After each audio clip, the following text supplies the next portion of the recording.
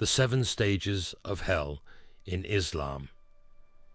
In Islam, hell is described as a place of severe punishment for those who defy Allah's guidance and reject the truth. The Quran and Hadith mention that hell is divided into 7 stages, each corresponding to specific sins and their severity. Today we'll explore these 7 stages in detail. May Allah protect us from such a fate. Let's begin. Number 1. Jahannam. The first stage of hell is called Jahannam. This level is for Muslims who committed major sins without repentance but still retained some faith.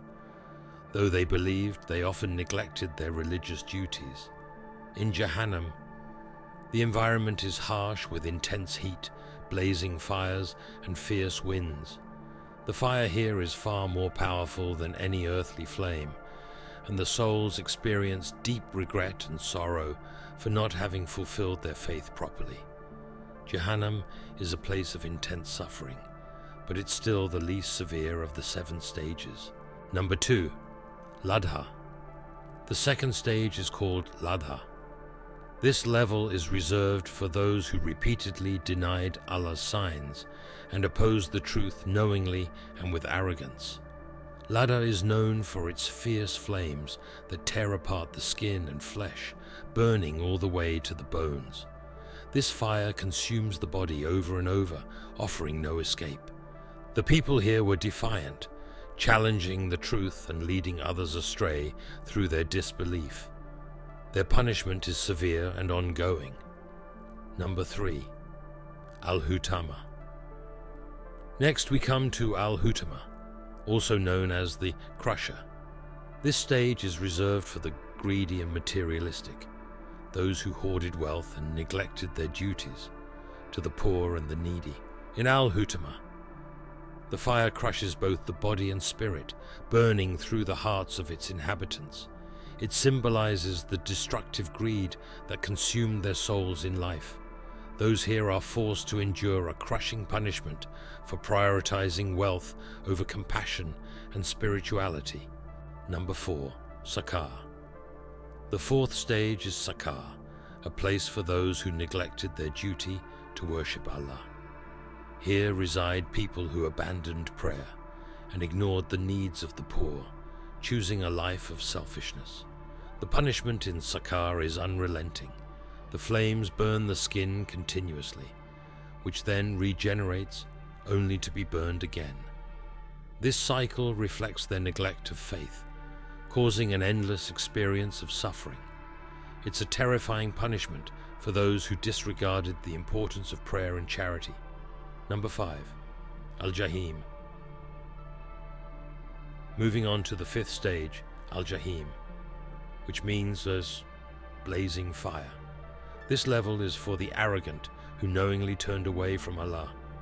Despite understanding the truth, they chose to indulge in worldly pleasures over obedience to Allah. The flames here are powerful, emitting a roaring sound that reflects their intense strength. When inhabitants try to escape, the flames pull them back, symbolizing the pride that consumed them in life. This stage crushes their arrogance and forces them to face the consequences of their actions. Number 6. Al-Sa'ir. The 6th stage is Al-Sa'ir, known as the Blaze.